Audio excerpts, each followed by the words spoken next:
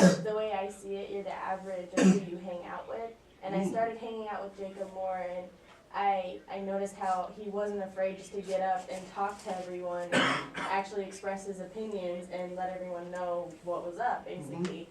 And I just admired that about him. I admired that about Jeremy and how they just weren't scared. And I'm the type of person, I like to face my fears. I don't necessarily like to hide in the shadows and be victim to a simple thing that I could easily get over.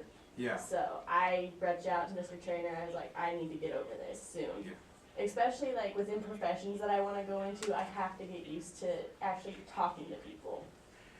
Dave, let me ask you a question, because we had talked about this at the very beginning. Kelly, Joe and I were talking about it, and then Joe came in, and I had expressed my, not so much, I guess you could say it was a concern, but my disappointment at what I consider to be a lack of excitement or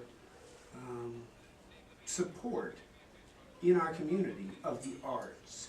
If you had the opportunity, as a forensics coach of 33 years, if you had the opportunity to speak to your community, now obviously Pueblo's a much larger community than ours, but if you had to speak to a group of that town that you have, and kind of the idea was, let me tell you why you should be excited as a community about forensics, what would it be?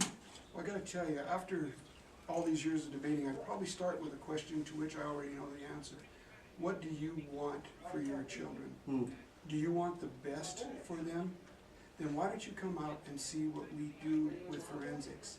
And then maybe, if you start to value that, as we all do in America, being the capitalistic society we are, you'll start to put some money behind this, as well as just good old support. I'll come out and watch my children perform. I'll help them at home perform. And I will make them better citizens just because I value this. So that's the message I'd give them. Do you want a future for your children? Well then, why don't you get them involved in this? Yeah, I think a great answer. You know, my cynical side, the other show, we have two other shows. One of my shows is Derek and George Live. It's a political kind of show, and for anybody here in Londo who knows George Larson, knows that he's a funny guy, and he's much more cynical and pessimistic than I am. I guess I would say, Dave, you gotta encourage me, because what I see now is that I sure I want what's best for my kid, but it's so much easier for you to do it than for me to do it. How do you overcome that and I know I'm taking the spotlight off of the kid, and I've kind of painted you in a spot and said, how do we fix the parents? And I don't mean to do that, but Dave, how do we fix the parents? You get 33 years, man, you've got to find something. Just a few tricks left in the bag, and I'm getting down to the bottom of that bag. But you just get them involved. Let them see what's going on. As you mentioned earlier, you know, a child or a person that wants to become a football coach knows what football's all about. You know, we're going to watch our beloved Broncos tomorrow. We're going to cheer like crazy. Yeah. But if I tell them a forensics meet, them being the public in general, the forensics meet is about to occur, nobody really knows what I'm talking about. Right. So first of all, we have to educate the public in general, let them know what we're doing here, and then once people find out what's going on, I think they do a lot better. But hey, if we've got some rhetorical skills in our bag, then when we get a venue where we can either ask for support or ask for financial benefits or donations, we've got to do that.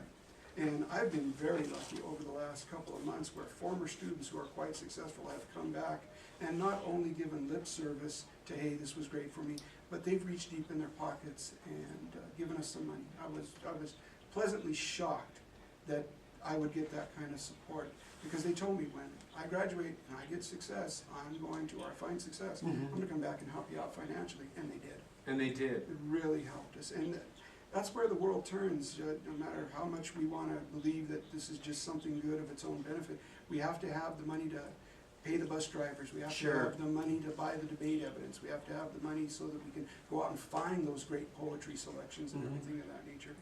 And so we just got to convince people that this is of value, and please help us.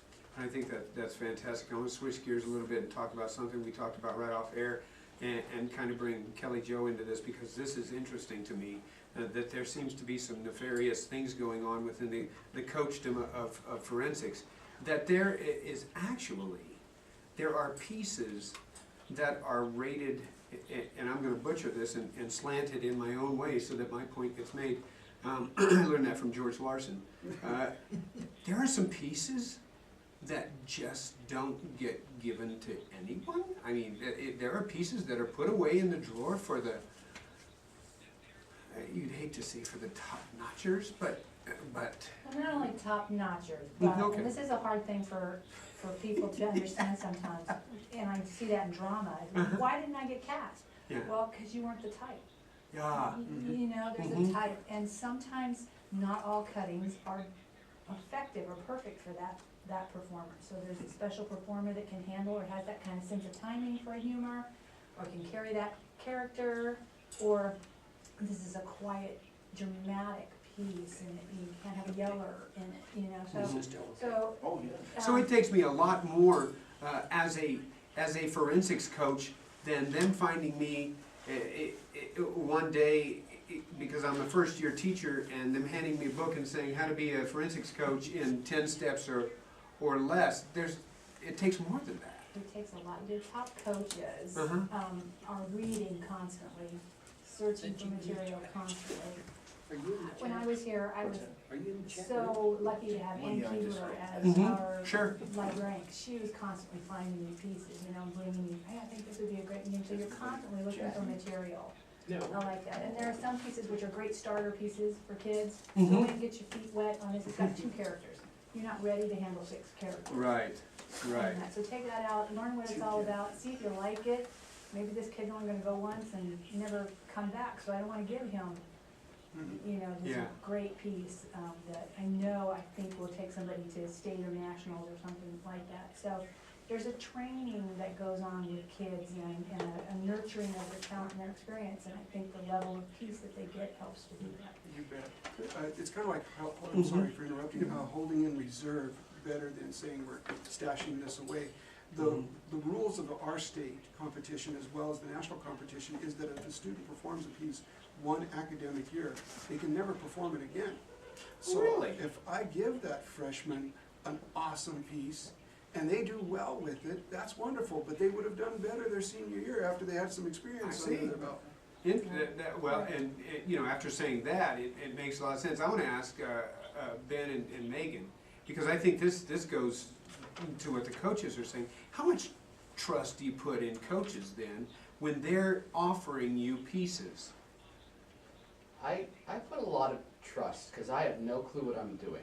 I don't really know what my skill set is whenever it Sure. comes to acting. Yeah, I mean, I understand I don't that. know how they detect it, honestly, and I don't know why whenever I give a piece to Mr. Trainer that I really like, he says, this is total crap. Yeah, He doesn't say that exactly, but you know, it's like, oh, I do this. that's No. the overall sentiment. Yeah.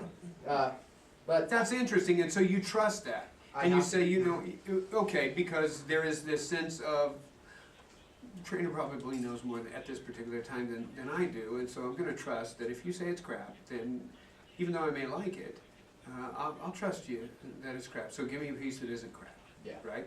Yeah, What about you, Megan? I agree with that, because honestly, the piece that he gave me for my first time, I was looking at it, I was like, really?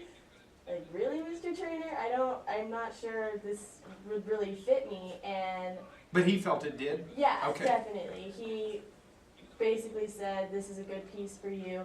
You're gonna actually understand it once you start to get into it, and I did. Like, I trust him now because that really helped me out, like, putting my trust into him. And yeah, there were other pieces that I would have loved to do, but like he was saying earlier, I wasn't necessarily ready for them. Like, I Sure. would need to have more experience before I could actually get into the bigger pieces, rather than starting out with a huge piece and just doing well on it. And that in itself takes more maturity than I think most have for an adult figure, a teacher, a coach figure to say, I know you think you're ready, I know you think you got it, but you don't, not yet. And to say, okay, I believe you, I trust you.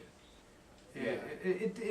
There has to be something in there that either comes from a sense of, okay, you know more than I do, or like you said, Ben, I have absolutely no idea what I'm doing, and so I did not trust Mr. Trainer at first because I didn't do much acting before this year. Like I was in a couple of children's theater plays, but I was like background, moving stuff around pretty much. Yeah. And but like the summer before this year, I was Hot Blades Harry in Urinetown, and that was something new for me. I was the psychopath. It was so much fun.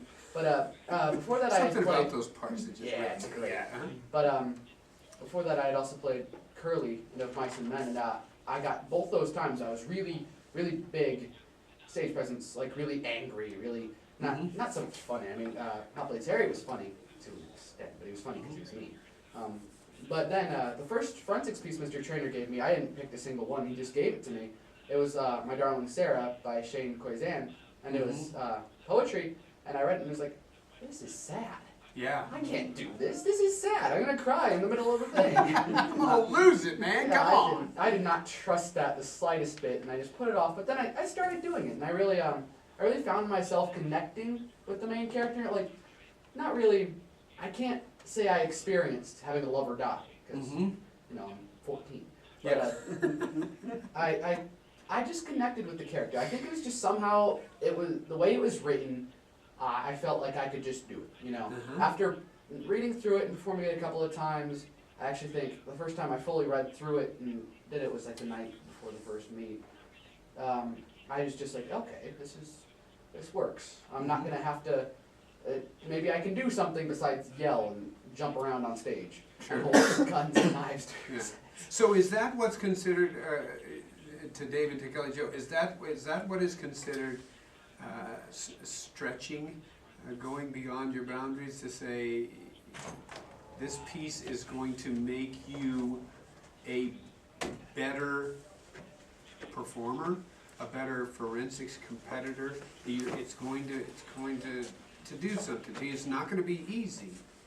And if that is the case, how ready are students to take that on and accept that says this is going to be hard, and you're probably going to feel some discomfort? If they can't accept a challenge, then what is the goal? If they can perform at that level already, why are we here? We need to give them something that challenges them and go beyond their comfort zone, go beyond their level, go beyond their ability to analyze where they are now, and extend. Find something in this piece. Make this piece come alive. And I'm very curious then, through the eyes of a student competitor and through the eyes of a coach, what makes a great piece? What is it that you look at that Ann Keeper might have brought down to you, that you look at and you say, yep, I'm going to put that one away in the drawer? What is it about it?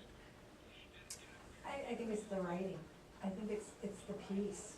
I think there has to be beautiful text, and there's something elegant about the writing. If it's a drama or poetry, there that moves. That there's something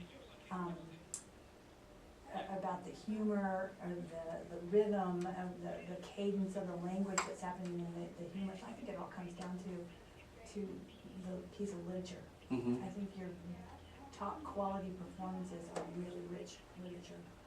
Go ahead. Yeah.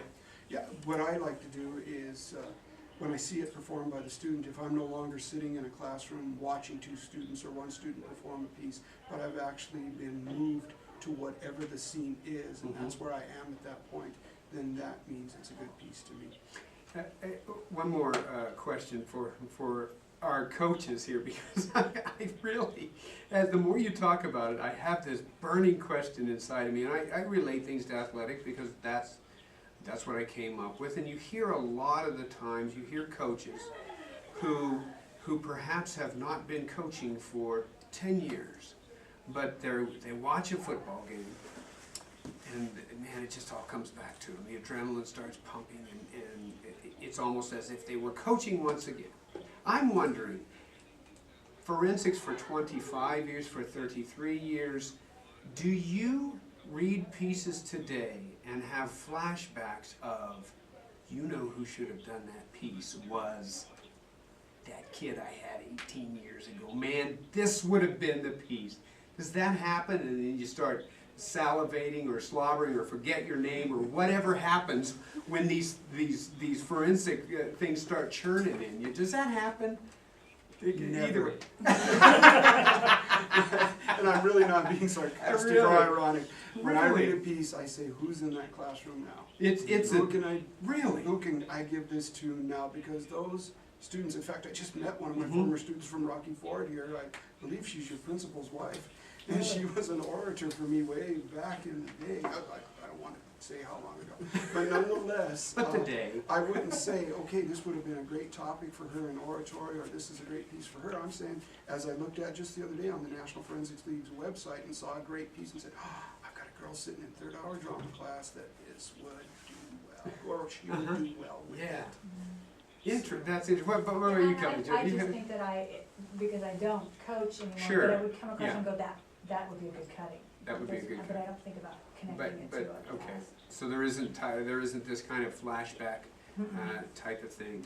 We're going to take a break. Dave, thank you so much. You are more than welcome. Thanks for I inviting can't me. tell you, and I've been saying this, I can't tell you how much I appreciate, one as a parent, two as a community member here in La Junta, but to have individuals who are willing to step up and do the types of things that you do for kids, whether they be in Pueblo, whether they be here in La Junta, to really say, you know what, this is important, and that which you do today, I'm going to help you with, because I know it will make such a huge difference in the future. I want to thank you for that. Oh, thank you very much. Thanks for inviting me. Thanks for doing this show for Oh. everybody. It's fun. So we're going to take a break. I don't know when Salo and Hutch will be back. We'll see. We're gonna check.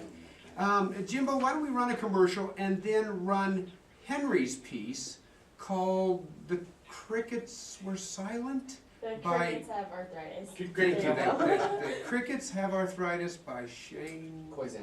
Corzan, who Oh, I love also that piece. is one of my pieces, because I love the little piece that says, whenever I'm sad, my grandma gives me a karate chop. Remember the one about bullying? That's an awesome piece. We're gonna do that. We're gonna play Henry's piece, and then hopefully when we come back, we'll have Salo and Hutch with us. So stay with us right here on the Salo and Hutch Show, Blog Talk Radio. Thank you so much. I appreciate it. Oh, I It's just appreciate it. really, it's fascinating Get a to big me. venue. So thank you. Is this one of your books? This was fun. It's fascinating to me. I got to judge for the first time today, and I just absolutely loved it. I loved it. These kids are awesome. I can't wait to do it again. What, come to Pueblo next week and we got. You were, I gotta say though, you were literally the only judge that smiled the entire time. Like my other two judges just. Borrow that? Yes. I didn't know if I was supposed to or not, but my thought was, you know what? If it's funny, I'm laughing. Yeah, it's gratifying, because my second and third round, it was just bone silent. As Not a bone silent, dead pastor, silent. I know what it's like to look out and try and find the person who is nodding and smiling. Your eye has a tendency to track back to them, and I have to if it's say, supposed to or for- not. for My my first parents time doing did their it. first judging today and they loved it. They wanted to do I it absolutely over loved and it. over. I did humor, and then I did LD, and I absolutely loved it. I absolutely loved it. I loved humor too. I do not like LD. I did LD a couple weeks ago. That gives us about what? 11 minutes or so. Okay, if I'm not back yet, run another one. Yeah. Aww. Me and Isaiah can just talk about Yeah. life and If stuff. I'm not back, Espinosa if I'm and not Nickel back, Espinosa and Nickel just sit here and have Cy. Okay, don't say anything, just let Cy talk, okay? That makes me feel good. That I'm you gonna go trust find the- out what's you going trust on the here. doll that has predetermined words to talk rather than us. Well, at least it can't say the wrong thing. You never know. Yeah, Those Duck I- Dynasty it guys. really is. I love Right, we what these kids can do. What's upon our mind? I'm going Nameless Even though I here. still don't say it. 719-980-0595. That number again is I don't care, that's a good slogan. 719-980-0595. I came up with a good slogan. When you don't, ask for Bob or Karen. I'm going to go walk outside for a minute so I can get some cold air on my face. Desire, My and else 4 hours of sleep over the last 3 days is beginning to catch up. higher, And my tongue is going Especially if they brought me into it. Excuse me? Just read What do you that. mean your tongue's gone numb? All that talking. He's got 45 minutes to, What'd he say? he said his tongue was going numb. You ever wonder what happens in football? Do you ever wonder how to tie your own shoes? Myself slipping away with that. Well, come on down to Salo and Hutch, where we don't know the answers, but we'll talk to you about something else anyway. We got PSA, kids, stimulating discussions, we got a whole bonanza of cool things going on. So come watch Salo and Hutch, 6 p.m. on Saturday. Ooh, man.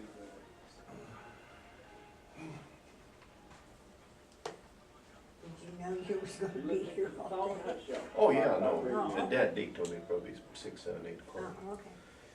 No, it's fine. Have you talked to Deborah? The No, time I woke up, she was gone. I mean, where you were sitting there on your phone. Oh, no, I wasn't playing games until my battery went dead. Uh-oh, Well, it's not dead, but yeah. I figured I better stop playing games.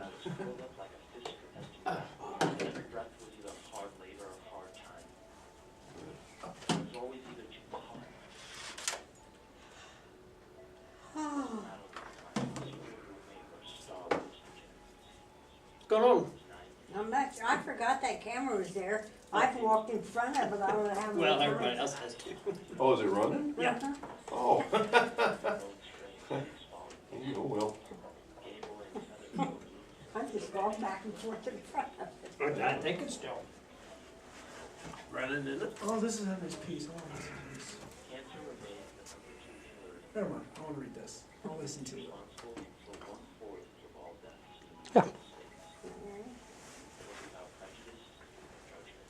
Oh,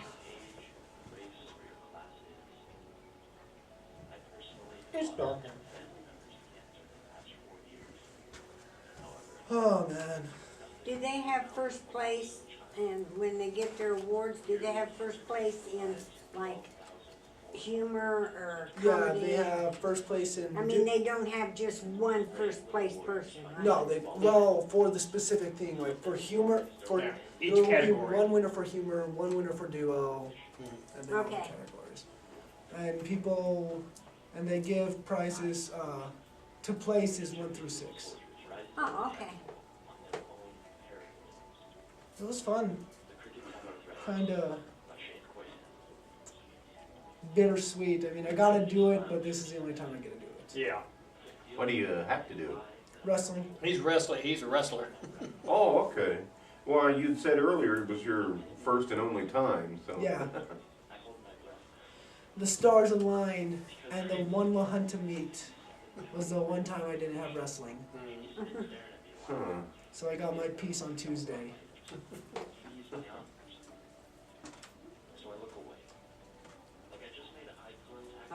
This first time I've seen Jacob and Jeremy. Hmm. They were They- good. they- Right after Henry's piece play Abby's piece, she's coming in to Oh, talk okay. about it. Okay. I thought we were to play Abby. We played Angels. Or Angels. Or we went Abby's a Abby. cell block tango. Yeah. It says I've Abby. heard her singing from like my first match. You My okay first, now, son? not match. Honestly, Oh, here it is. for humor, Walner. Yes, Abby Woolner's piece. it was good. It She's was only Um, 6 I actually minutes. heard So. Yes, Jerry it's talking shorter, about so, that. He said and she's on her it's way really in. not She's drama supposed or to be on her humor. way It's in. just So a piece. go right into Doesn't that. fit. Go right into it. No break in between, Yeah, right after Henry's go in. I don't think Abby's was a real good humor piece. Well, it's just. It A was good what? It was, Abby's was a good piece. It was a really good piece. It's It's like- just it doesn't fall into any category. Right. Yeah, I just enjoyed listening to it because I love the piece from Chicago. Yeah, it's like a. Whenever we watched Jacob and Jeremy, that Wonderland story. The first one, The yeah. first one. That one really doesn't belong to humor. It really It doesn't doesn't belong to belong drama. to It's just a humor. story. Mhm. It's just how things work.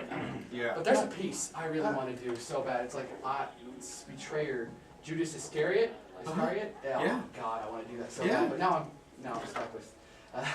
Now I'm stuck with the one I'm doing now because he said I gotta choose My Darling Sarah and do that for the rest of the year, or choose that or choose a risk of law point 2 and do that for the rest of the I'd year. be the I've kind- been doing really I'd be bad. the kind of person who where I just switch piece every week. That's what I've done. Memorize a new piece every week. That's what I've done. I did Lincoln Douglas a couple weeks ago, and I've done 2 meets of extent. Can't say I like either of them. I'm not good at talking on the spot. But Lincoln Douglas is vicious sometimes. It's just like, I just wanted to say, you did a good job. Shut up. If we get any free time, I'd like to talk about this week for me. The week for you? Yeah, Sure. like the whole. I'd like to talk about my profound views on life. Getting to do forensics and, Sure. you know. Yeah, we'll have time. It's so bitter. We've got 40 minutes left. It's so bittersweet. I gotta do it, but I won't get to do it again. I would like to talk about something, but I don't have anything to talk about. Well, hopefully Jacob and Jeremy will be back after their piece, because we want to bring it out, because as soon as award ceremony starts, then it switches over to saloandhutch.com so you can watch it live on video. We're going to play Abby's piece right after this, and then Abby's on the way in because I'm curious why she chose that piece. They said something interesting, and I was wondering if you find this to be true. That sometimes there are pieces that don't seem to fit in any type of category. Is that true? Or I find, how do you determine that? There are types of humor that aren't that exaggerated, Mine. fast-paced, that aren't probably the best choice of humor. That wouldn't go into This- the humor yes, category. This Okay. kind of humor. Okay. 'Cause My it's- humor piece is kind of like that. It's not. Yeah. It's Well, not over the top. Kind of It's talking a little bit about My humor Abby's piece, piece, a piece that comes from Chicago, which It's has like the singing only and jokes I've obviously seen in my humor acapella. piece are really Great bad. story that goes into it. I was wondering, where does that fall? let's cut to. What is that considered? Is that That's one of my lines. that Let's drama? cut to the cheese. Is it Sniffs. an intern of Later some on, sort? I'm not quite sure. says, yes, you're smelling Well, I one. Come on, let's go. Oh, okay. It's I like it. I had to come up with the most. Hence the term It's interpretation. kind of satisfying to come up with voices in it. It's like, yeah, I made I was those learning voices. all What if kinds they of suck things. their mind? I Yeah, remember these having one. Well, I can't Corey say. Bozeman and James Miller of Right. Beats, and it was about I got Oh, God. more and time he found out that his wife had an affair with his children. And they turned it into that kind of voice. Interview. That sounds like something Jacob and I was Jeremy trying to would be able think to do. of the stereo- I was trying to think of. Speaks the grapes of wrath. She said she's I'm trying to find the right nightclub word. comic type of thing. That's good, because How I I've said I been was feeding the using meatballs to Cooper. Stereotypical nerd guy is talking like this and. Oh, I yes, just really, yes. I really I should have used that voice. I really should have. I think you were that. Maybe I Stop didn't. shoving me, you hood. 2 minutes on that one and then minutes on straight that into one. Abby. Yes. Isaiah, could you do me a favor, run out there? I just talked to Abby. Could you run over there to the table real quick and tell her? Hey, Ben. Yeah, Come on, man. that's the point of being a junior and being a freshman. Stretch. Haha. But I'm taller. There you go, you got it. See, once again, I added music. I don't know if that. This is one where I think you really hear the rhythm and the cadence of the. Shane, I can never say Khoisan. Khoisan. I couldn't say his last name. Now, I've only heard two, but I love the one about bullying. I don't know what the name of it is. This one was really good. My Darling Sarah is really good too. That's a great. It's sad. They're dark. Helps them that they can find this artist on YouTube. Oh yeah, I remember I kept like my mom tried to show me Shane Khoisan reading My Darling Sarah. And I didn't like it. It was just like he took really deep breaths in between each line. I didn't want to do that.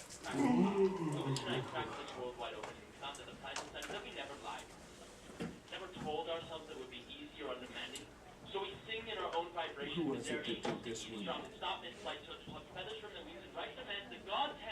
I think Ethan recorded this too. Ethan Burgess recorded this in the studio too. No, it wasn't. It was the bullying. That was the bullying. Allah. You do? That's what. You follow guy? And it has the same type of cadence, like quick quick. I've just been in the middle seat. Yeah, I just- I've just been in the middle seat, interject everything every 5 I hours. think it comes out of the poetry boot How's it contest, go? you know, slam, poetry slam. Slam. Okay, Henry's piece is almost over, then we'll play yours. Okay, so what we wanna know, what I wanna know is, one, how'd you get this piece? Why'd you pick this piece? And what goes in for you into picking a piece, knowing that you are musical? Is that what drew you to Run this into her piece? piece now. Okay, going into your piece. That's what I wanna know. I love it. Hey, you gotta listen to a I piece. just love it. Yeah, your piece is playing right now.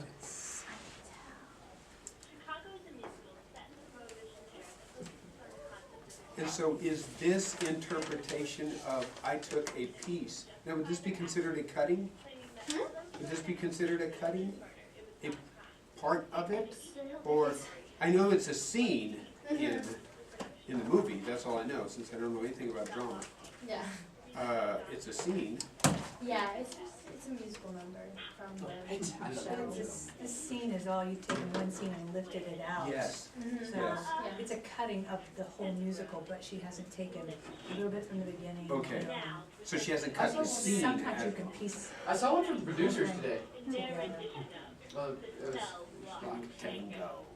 He had it coming, he had it coming, he only had himself to blame. I can't believe I'm listening to If you'd have this. seen no, it, I don't. if you'd have seen it, I bet you would have It's done 5:54. the same.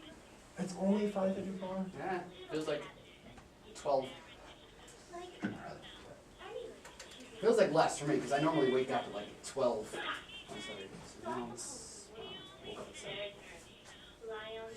Abby, when you recorded this, were you on script on this? I wasn't down there, so I didn't know, I just heard you. I was curious about that, if you were on skip. No. Nope.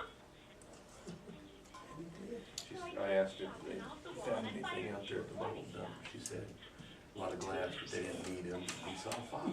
He had it coming, he had it coming, he only Look who's in the chat room. Oh, Harry's in. Harry. Yay, Harry. If you'd have heard it, oh my God, if you'd heard it, I bet you would have done the same. I met Ezekiel Young from Salt Lake City about 2 years ago. Did you do the Spanish part? The Hungarian. Is that what it was, Hungarian? I didn't hear that.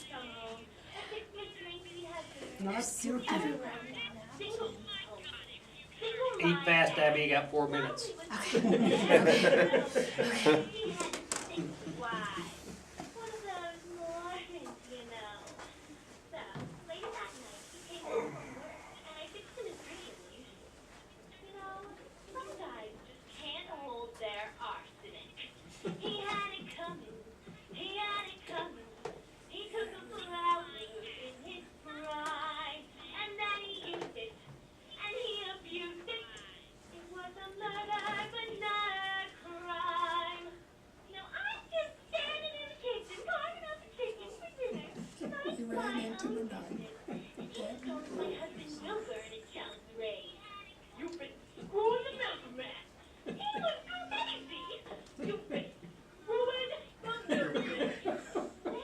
Jacob and Jeremy were cracking. We were dying. Dying.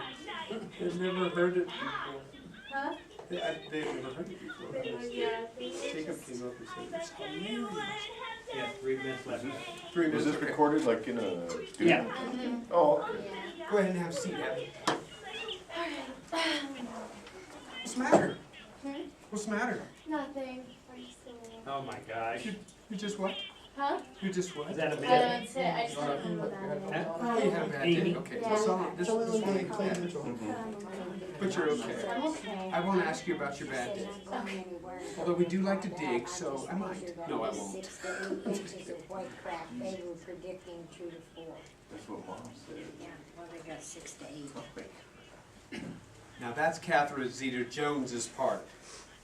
Or Samantha Barks's part.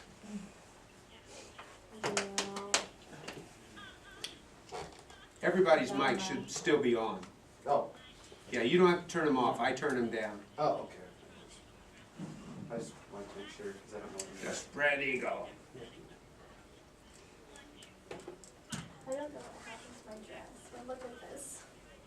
What is that? I do not know. We had a lot of chips. I don't know what it was. Coming, baby, coming.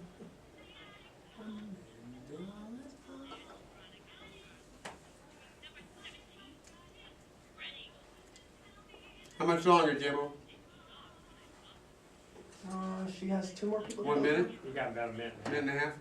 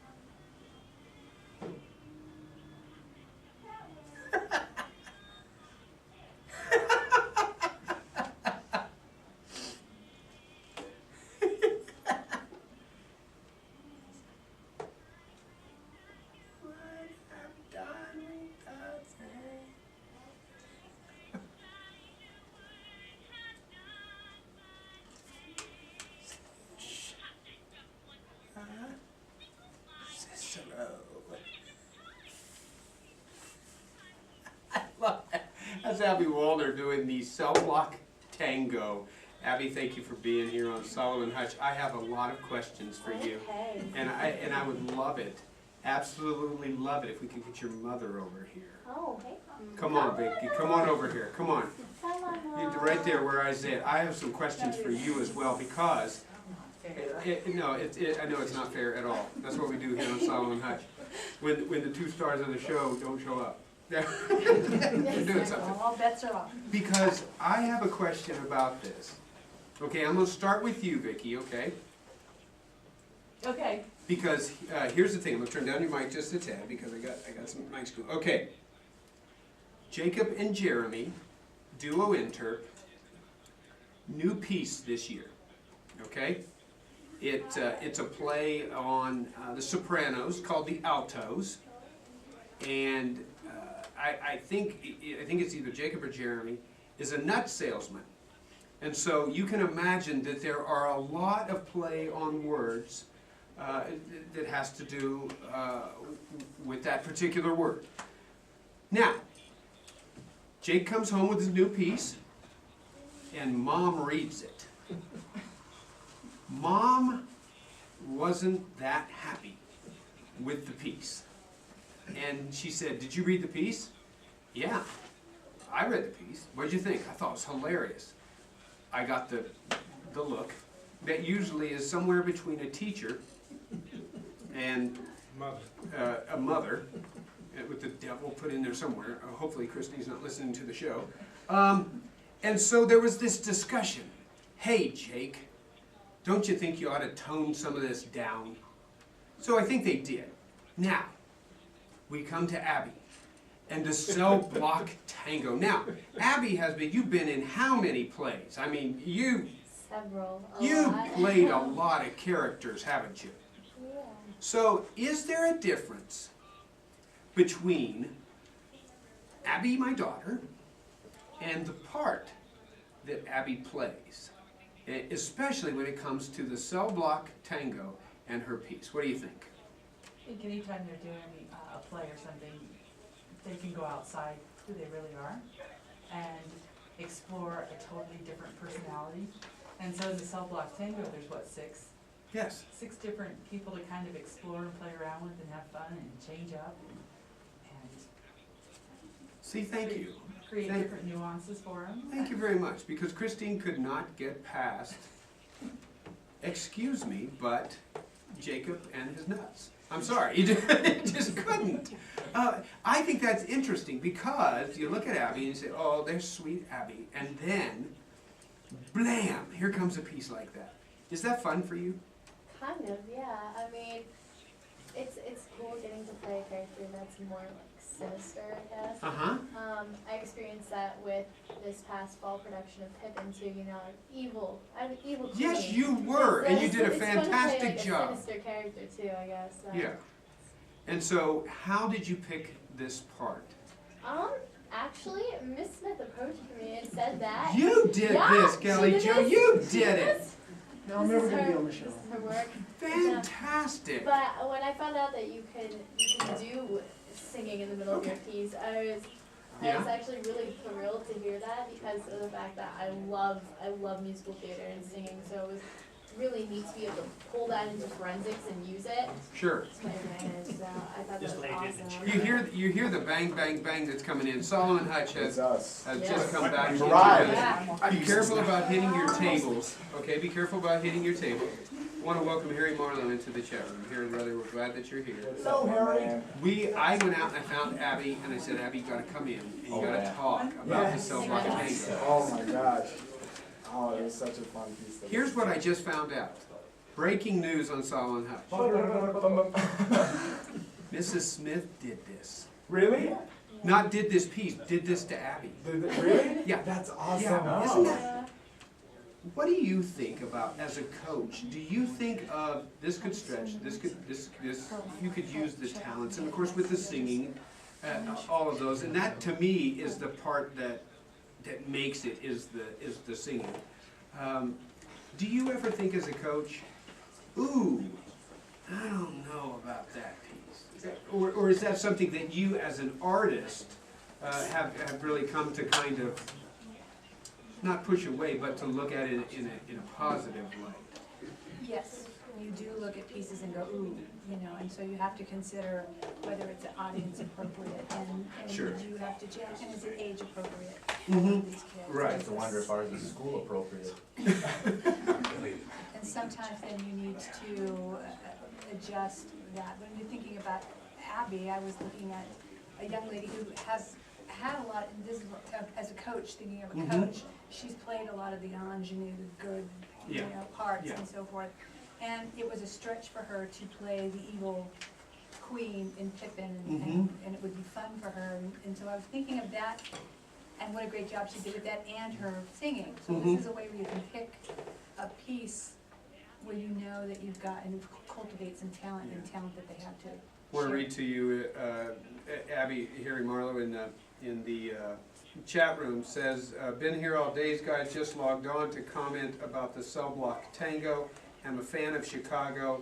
Oh, they're reconnecting the server. I'm missing. And she really knocked it out of the park. So absolutely fantastic, which is a big deal for Harry to say that. So really want to thank Harry for doing that. And that's my first thought when pieces come up. We're still online. Is yeah, check and see if I'm still online. I have a Skype. I don't have a Skype, so I should still be. We had a little thing go on in our chat room. I should be good, and we should be online, Jimbo. So I'm just going to continue like we are because I don't see a Skype. But I get those kind of pieces, and I think, oh my gosh, I don't know if I can listen to Abby do that. I don't. But then I came today and I told her I couldn't get it out of my head, simply because of the song and those types of things. I think it's really neat to be able to do that. How far do you take that before it goes beyond stretching oneself as a performer to the point of, oh, that's past the line? Is that a blurry edge for you? You had said that about the age appropriate and things like that. I think you go to the performer. Is the performer comfortable with some of that language? And then you have to think, you also have to remember that this is a school activity and that there is certain language and certain subjects that just aren't approachable, and we have to keep the material that's appropriate then for them, so. You know, I talked a little bit, Henry, with you, in your piece, the crickets have arthritis. And when we played that on Salo and Hutch, obviously there is an F-bomb in there. Yes. And we told everybody there is, but I didn't feel as if I wanted to take that out because I saw it as essential to the piece. Because really, if you take that word out, it changes that this little boy who is suffering from cancer said this word. And I thought that that was important to do that. And it's very curious. Do you find, do you cringe at certain things like that? When you were performing, that was the piece you did today, Abby, wasn't it? Hmm? Yes. The Cell Block Tango. Do you kind of think, oh, I wonder how the judges are going to see this? Or is it just a part for you? Both in a way, because I understand that my piece is sort of, it's subjective, like, it depends on if the judges appreciate dark humor or Sure. not. So it's very, Who very doesn't? subjective and opinionated. Yeah. But Yeah. at the same time, when I'm up there, I just feel like I'm performing. This is a stage, you know? Mm-hmm. So it's both for me. Oh, I thought you did a fantastic job Thank you on very it. much. I always enjoy listening to you sing and coming over in the studio and doing that, but I thought it was just a great piece. And Henry, we talk about your piece and getting to the point where you use that kind of language. When you are doing that, is it one of those things that you say, I'm going to emphasize that? We talked a little bit about humor and how humor is kind of over the top. When you come to that, do you think to yourself, that's just another word in this poem? I'll emphasize it if I have to, if that's what needs to be done within the poem, or do you cringe for a moment? Honestly, the way I look at this particular piece of poetry with this, the way it's written, I actually can't perform it without it. Sure. Because Sure. the written version that Shane Kozan made has the F-bomb in it, and Right. then the forensics piece that I actually received from my coach did not have it in it. And I knew it previously with it in it.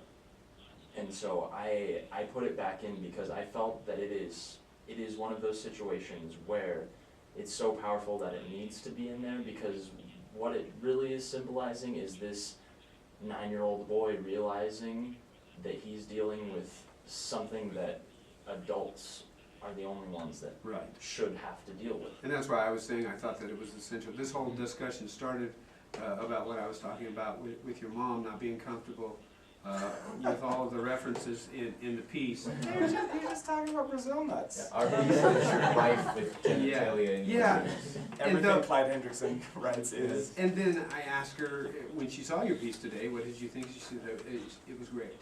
It was great. But with your grandmother sitting in... She watched it, she was laughing. What did you think, Mama? Awesome. Was it That was awesome. Because I went to her and I said, I don't think, Jacob doesn't think that you'll think it's funny.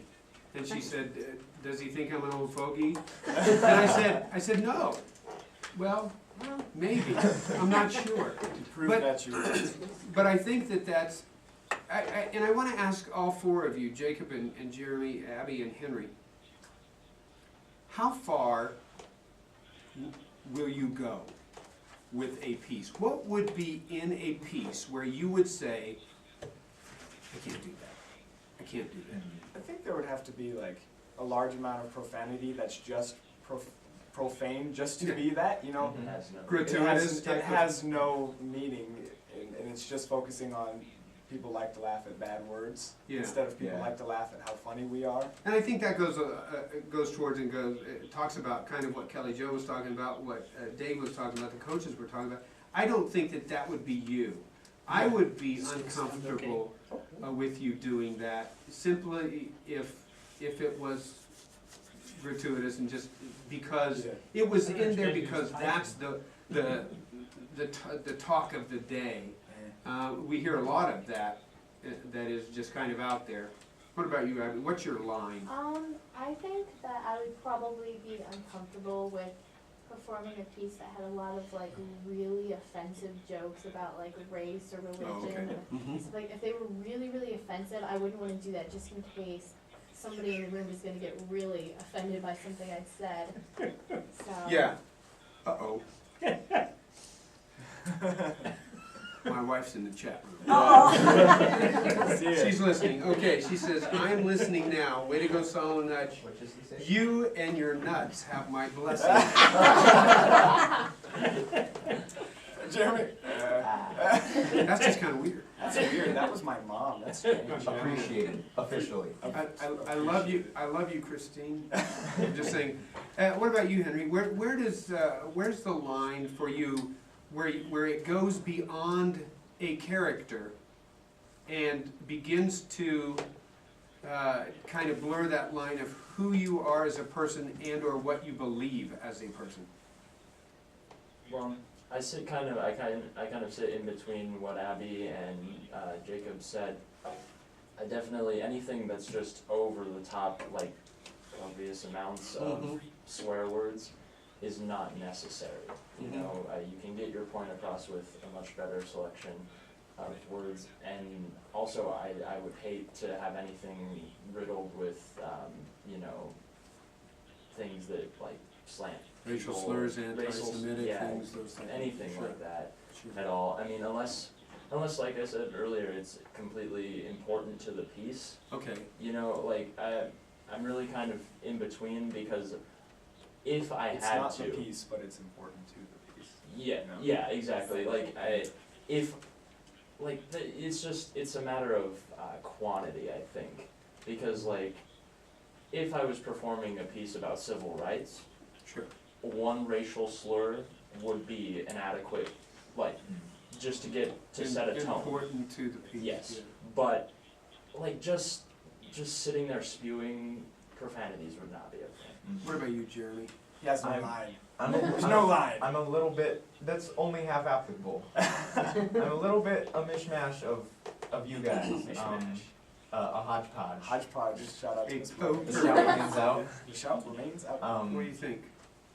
I do have a line of like, I will not perform that, but I don't know where it is because I haven't reached it. That's interesting. I mean, Yes, like, that's great. As a freshman and a sophomore, Jake and I did very wholesome, like Sure. like had a clear like Christian message to our pieces. Sure. And this year, it's all nut jokes, and I play a flaming stereotype of a homosexual in a very tongue-in-cheek way. Yeah. But I mean, I didn't see that in the future, so I don't know what.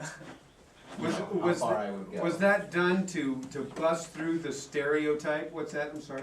We have Tyler White who wanted to be on the show. Tyler? What we're talking about. Being a judge. Tyler, being a judge. Henry, Yeah. we'll Just pop in got real on quick, the 'cause I judging. have one more question for you, Abby, and then if you Not have to to just cut everybody off. Do you have to go? No. Okay, because I have another question for you. Because Tyler, I want to welcome you He here. actually just judged us. You judged Yes, sir. today. So we've had coaches on, we've had competitors on, we've had, and now a judge. I'm curious Former to keep the Team member. District champion. district champion. To keep this in the same kind of vein and an idea, is there a line where you become uncomfortable as a judge with a piece? Oh, definitely. And I experienced this a lot back when I was actually performing. There was a piece that I did, and I actually saw it performed in the finals today. It was a piece that had a few dead baby jokes in it. And, you know, when I was younger, still in high school, still performing, I didn't really realize what the line was there, and I didn't realize how off-putting that could be. And now as a judge, when I see things like that, it kind of throws off the balance of what you're seeing, because a lot of people don't take risks like that. So, and I mean, it does depend on how much is in there, if it's all complete risk comedy, and you know, if it's distracting, Sure. then there's definitely the line right there. Yeah, and I guess my question would be, as a judge, you know, this being my first time to judge, which I thoroughly enjoyed today. Kudos to everybody in this invitation and the way it was put on. I thought it was fantastic. At what point do you then say, I'm uncomfortable with what I'm hearing according to my belief structure, whether it be my faith, my belief, my morals, whatever. And because of that, I now punish the competitor. Well, you know, and I think that's definitely the challenge of the judge, Excuse me. because to a point, you do have to take your own viewpoints and what you do believe into it, but you, at the same time, you have to realize that it's a competitive situation, and you can't really punish them for that. You know, I mean, you can definitely, I would definitely leave a comment and say, you know, hey, maybe let's try to cut this or cut that. It's a little bit too much on that side, but for the most part, you know, I look for cleanliness as far as, I look for strictly performance-based. So are they staying in character? Are their transitions good? Are they consistently doing what they did from the beginning? I mean, to a point, yeah, the actual content comes into play, but for the most part, you know, it's strictly performance-based. I'm curious, and I'll open this up to all of you. Harry in the chat room has a great question. And he says, excuse me, I'm sorry, dead baby jokes. Wait, he goes on. Harry starts out. Are there any performers that do love the really offensive stuff? I mean, those pieces that do tend to, just a second, to be remembered and discussed at the water cooler. Make it. Excuse me. In the Go ahead. whole room, our friend In the whole room, our friend Megan raises. So in other words, are there any shock jocks in forensics? The people that says, give me the one because I want people talking about me. People who do pieces by Clyde Hendrickson. People who do pieces by Clyde Hendrickson. I don't understand that. Was that your piece? Yes. Yes, Several. and 3 other pieces. Yeah. Clyde Hendrickson is a popular author this year to do a forensics piece from. And It's a little risque. He's a little risque. What do you think, Abby? Are there people that just to say, you know, give me the shock stuff because I like, maybe I don't like to offend, but if it happens, I won't be upset. I really just like to shock people. Do you think that happens? Put your hand down. I guess it depends, kind of what the shock factor is to me. Whether the shock be offensive, whether the shock be Yeah. I'm talking about, you know, yeah, in the drama piece where they Exactly. Yeah. When you find out like the big thing that happened or something, like it's all been leading up to this, and then it's like a shock factor. It's really cool because you're like, okay, the entire piece has been leading up to this one big thing, and you're just like, wow, that's, yeah. Do you have a tendency, Tyler, as a judge, to say, okay, I've got let's just say a piece that's anti-Semitic, okay, and you've got that piece, and it's being done by someone who is performing it exceedingly well, offensive to the very depths of its core, but done well, as compared to a piece the same piece that is being done by an individual that you know is probably not doing this piece that well, but relishing the fact that they can stand up and do that. Do you judge those two differently? I mean, you know, that's definitely one of the biggest challenges as a judge when you see something like that, because, you know, on one hand, you really want to give this guy who's doing the best you've ever seen anything performed, you know, you really want to give this guy the credit that he deserves, but at the same time, you know that when they get to maybe nationals or the state level, there's going to be a lot more objective-based judging than at an invitational meet. And so that's definitely something you have to take into consideration. But, you know, I want to say that I want to stick with performance-based, but at the same time, you know, how much worse is the other guy doing? It's hard to know. Sure. Yeah. Do any of you as competitors feel that to maintain your standing, whether it be building up towards state, whether it be building up towards nat quals, that says, I gotta be edgy. I gotta be edgy. That's what society is about, man. Don't give me the Pollyanna pieces. Don't give me as far as Salo and Hutch, I've got to go away from the skit guys and I've got to be edgy. Do you feel that way, Evan? I think me and Jeremy have a really broad sense of humor. Yeah. And like we laugh at, you know, maybe some stuff that's edgy, and then if somebody just walks in the room and says, pudding. And like, I don't care what you say, pudding's that's funny. See, yeah, pudding's funny. I don't care what you say. In the case of me and Jeremy, I would say that we don't need edgy. Yes, I hope we never reach that point where we're like, we gotta get it. Where people are like, I feel a little uncomfortable hearing what you're saying. I share Tyler's philosophy that like, if we want to do better, we should work on performing what we have And not better. getting a Yeah. edgy piece, yeah. What do you think, Abby? Are there people out there that, or do you have that sense that, because you had said earlier, and even Kelly Jo had said it, there was this idea of maybe stretching a little bit from playing the good parts to the bad parts. Now, obviously, the part that you played wasn't edgy as you would fall it or categorize it in society today. Do you ever feel that sense of, I need to become a better performer, to become a more well-rounded performer, I need those edge pieces? Or feel pressured that you need to do that? Not necessarily. I mean, I guess it helps as a performer to get as much experience doing like different types of things that you can. Sure. You know, but I've never felt pressured really to pick something that's like that far out of my comfort zone, I guess. Like I've gone a little bit out of my comfort zone with obviously the Salt Tango playing Strata in the fall play and stuff like that, but I've never felt pressured to do something that's much further out of my comfort zone, just to like mold to what society is like. Sure. Thinks is edgy. Jeremy, I want to ask you a question because this kind of goes, this goes a little bit towards the idea of a belief structure,